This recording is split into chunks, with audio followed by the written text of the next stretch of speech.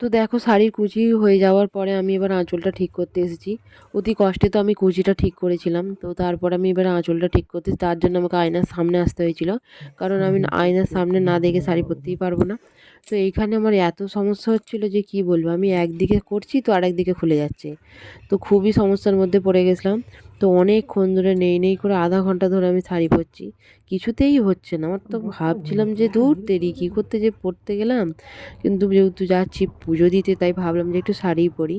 তো অনেকবার মানে ঠিক করার পরে গিয়ে আঁচলটা হয়েছিল, তাও অতি কষ্টে। আর আমি তো এখানে রেগে যাচ্ছিলাম অনেক, মানে কি বলবো, হচ্ছিল না বলে। এদিকে টাইমও হয়ে এসেছিলো, গাড়িও চলে আসবে, তার জন্য মানে গাড়িওয়ালাকে টাইম দেওয়া আছে যে তাড়াতাড়ি চলে আসবে, আমি ওই জন্য আরও তাড়াহুড়ো করছি। তো এরম করে করে ফাইনালি আমার আঁচলটা হয়েছে। তো দেখো কেমন হয়েছে, তাও অনেকটা চওড়া হয়ে গেছে। আমি একটু সরু করতে চেয়েছিলাম, বাট অনেকটা চওড়া হয়ে গেছে। তো দেখো এই আঁচলটা আমি করে নিয়েছি। তো আঁচলটা হয়ে যাওয়ার পর আমি এখানে রেডি হতে চলে গেছি।